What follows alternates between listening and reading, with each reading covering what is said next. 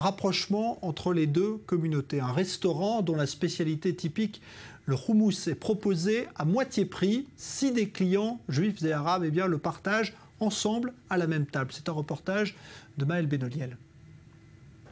Faites du houmous, pas la guerre. L'un est juif, l'autre est musulman.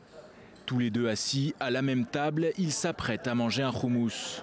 En faisant cela, ils se verront offrir une remise de 50% sur leur addition. Cette idée, c'est celle de ce restaurateur israélien qui propose d'oublier les différences, au moins le temps d'un repas, ou quand la purée de pois chiches devient un symbole de coexistence et d'espoir. Comme je dis toujours, s'il y a bien un mot qui représente la paix et qui a un rapport avec la nourriture, c'est le houmous. S'il y a bien quelque chose qui rapproche les juifs et les arabes, c'est bien le houmous. Cela ne fait que 4 mois que Kobe est installé ici. Il y a quelques jours, alors même que la recrudescence des tensions fait craindre une nouvelle intifada dans la région, il poste ce statut sur les réseaux sociaux.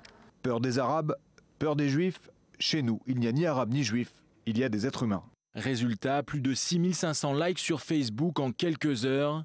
En Israël, comme partout ailleurs dans le monde, le buzz est créé. Et depuis, le bar à houmous de Kobe ne désemplit pas.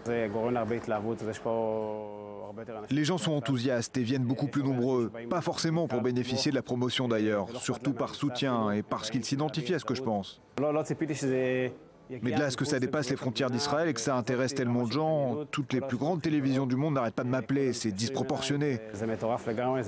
Et voilà, mon téléphone qui sonne encore, c'est fou. Un mal pour un bien, le jeune entrepreneur profiterait-il de la vague de violence de ces dernières semaines?